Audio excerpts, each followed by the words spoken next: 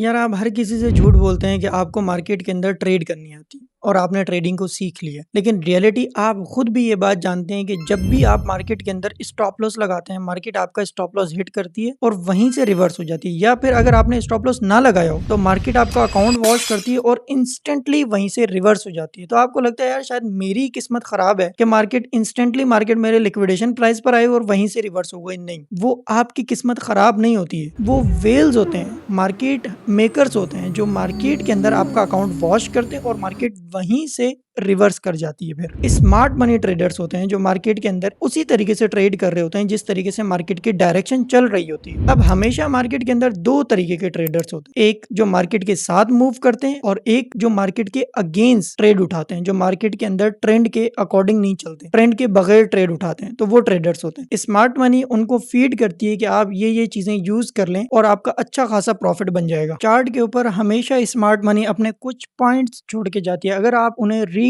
करना सीख लें तो आप कभी भी ब्लाइंडली ट्रेड नहीं करेंगे मार्केट के अंदर। अभी हम चार्ट के ऊपर चलते हैं और अपना कुछ सेटअप डिस्कस करता हूं मैं आपके साथ। बंदे को जो हमेशा प्रॉब्लम होती है ना, वो कुछ इस लेवल पर होती है कि जब भी बंदा मार्केट के अंदर ट्रेड करने बैठता है और मार्केट के अंदर अगर वॉल्यूम ना हो या मार्केट अगर कंसोलिडेट कर रही हो तो उसको कुछ इस तरीके का एरिया देखने को मिलता है। अब ना वो इस पॉइंट पर लॉन्ग उठा सकता है और ना वो इस प्राइस पर अपनी शॉर्ट की पोजीशन ओपन करेगा। अब लोअर टाइम फ्रेम पर अगर वो स्विच करता है जैसे एंट्री प्राइस के लिए, तो यहाँ पे एक क्लियर सा पॉइंट आ जाता है कि इस यहाँ से मार्केट का एक हाई वॉल्यूम है, शॉर्ट के रेजिस्टेंस है ऊपर और नीचे की साइड पे यहाँ पे देखने को मिल रहा है कि यहाँ से मार्केट रिवर्स हुई है और जितनी बार मार्केट इस प्राइस पर मार्केट ने टैप किया यहाँ से मार्केट रिवर्स हुई है। तो आप कुछ इस प्राइस पे क्या कर सकते हो, एक वॉल्यूम भी देख सकते हो। यहाँ से अगर आप यहाँ तक का एक वॉल्यूम देख रहे हो कि सबसे ज्यादा हाईएस्ट वॉल्यूम किस प्राइस पर रह रहा है, तो इस प्राइस पे सबसे ज्यादा हाईएस्ट वॉल्यूम है कि जब जब मार्केट इस प्राइस पर आती है या तो मार्केट नीचे की तरफ रिवर्स होती है या फिर मार्केट वहां से ऊपर की साइड पर अगर फेल हो रही है तो दोबारा उस एरिया को रीटेस्ट कर रही है। तो यहाँ पे मार्केट के अंदर बहुत ज्यादा वॉल्यूम है। अब आप इस प्राइस पर जब यहाँ पर आते हो तो आपको कुछ डिसाइड करना बड़ा मुश्किल हो जाता है बंदे का कि मैं यहाँ पर किस तरफ की या किस डायरेक्शन की ट्रेड करूं। अब मैं आपको यहाँ पे कुछ क्लियर पॉइंट बताता हूँ। आपने सबसे पहले क्या किया, 1 आवर के टाइम फ्रेम पर आप गए, आपको क्लियर साइन देखने को मिल रहा है कि मार्केट के अंदर एक अच्छी खासी पॉजिटिव मूव आई है जिसकी वजह से हम पॉजिटिव भी हैं। नेक्स्ट वीक में जैसे ही मार्केट ओपन होगी उस टाइम पे हम कोशिश करेंगे अपनी पॉजिटिव ट्रेड उठाएं लॉन्ग की तरफ और उस ट्रेड को हम होल्ड करें with a strong stop loss. तो मंडे के दिन जब मार्केट ओपन होगी मैं यूट्यूब के ऊपर लाइव होऊंगा, आप कोशिश कीजिएगा, देख लीजिएगा। पाकिस्तान टाइम के मुताबिक 2 बजे के करीब करीब मैं लाइव स्ट्रीम स्टार्ट कर दूंगा अपनी, तो आप उसे भी देख लीजिएगा ताकि जो भी हम ट्रेड उठाएं उसका रिस्क मैनेजमेंट क्या रहने वाला है, किस तरीके से हम ट्रेड उठाएंगे और किस जो एंट्री पॉइंट है अकॉर्डिंग टू वॉलेट साइज आप लाइव में कमेंट करके भी पूछ सकेंगे। तो ये भी मैं आपके साथ डिस्कस कर लूंगा। लेकिन अभी के लिए जो हमारा मार्केट के अंदर जो हमारा चांसेस हैं वो यही है कि हम अभी पॉजिटिव ट्रेड्स ओपन करेंगे। और अगर मैं गोल्ड की बात करूं तो गोल्ड के हमारे ज्यादातर जो चांसेस हैं वो भी हमारे गोल्ड के भी पॉजिटिव हैं। उसका रीजन मैं आपको बताता हूँ। डेली टाइम फ्रेम पर हमारे पास एक काफी बुलिश कैंडल बनी है। जो हमारी थर्सडे वाली क्लोजिंग थी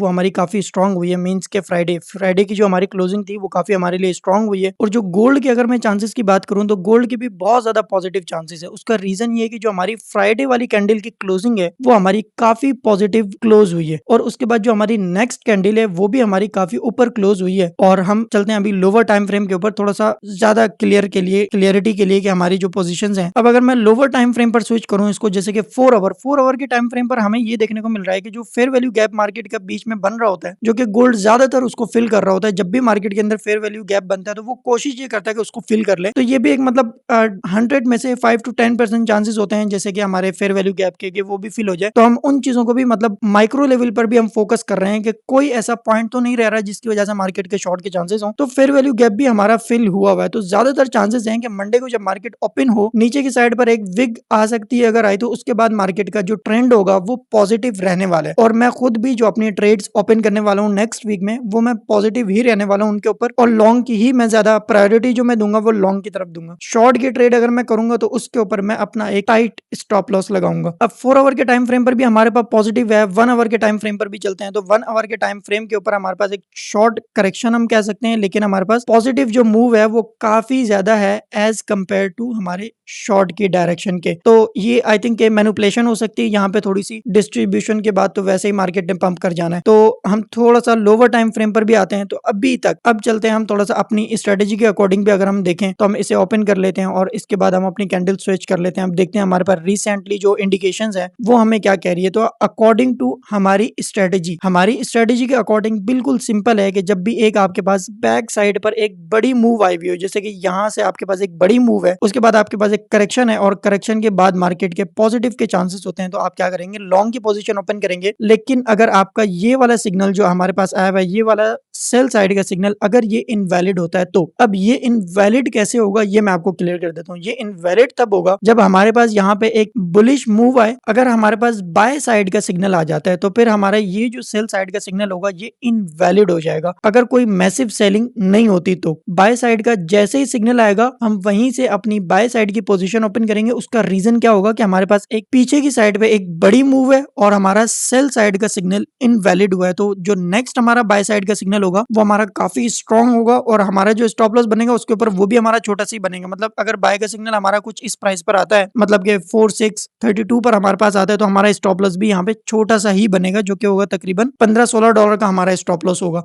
जिनका छोटा अकाउंट है वो सेंट अकाउंट में कन्वर्ट करके ट्रेड कर सकते हैं। जिनका बड़ा वॉलेट है उनके लिए $15-10 का मतलब 0.02 या 0.01 से भी ट्रेड कर रहे हैं तो उनके लिए वेल एंड गुड है। $30 से $35 का भी स्टॉप लॉस बनेगा, लेकिन अपॉर्चुनिटी बहुत स्ट्रांग रहने वाली है। तो नेक्स्ट वीक में जो हम ट्रेड करेंगे वो हमारी पॉजिटिव ट्रेड होगी और हम कोशिश ये करेंगे कि अपनी लॉन्ग साइड पर ट्रेड करें। अगर आपको स्मार्ट मनी के बारे में मजीद जानना है कि ये जो वेल्स जिनका डेटा मैंने आपको स्टार्टिंग में दिखाया था और जिनकी एक्यूरेसी मैंने आपको बताई थी, जिनकी एक्यूरेसी 100% थी, कि उनकी ट्रेड्स शो करवाई जाएं और बताया जाए कि ये किस तरीके से ट्रेड करते हैं, तो आप नीचे कमेंट कर दीजिएगा स्मार्ट मनी कॉन्सेप्ट। मैं डिटेल में इन सारे ट्रेडर्स का डेटा आपके सामने रख दूंगा और आपको बताऊंगा कि आप इनकी ट्रेड्स को कैसे देखते हुए अपनी ट्रेड को इनहेंस कर सकते हैं और मजीद प्रॉफिट की तरफ लेकर जा सकते हैं। वीडियो पसंद आई हो तो आप लाइक वगैरह कर सकते हैं।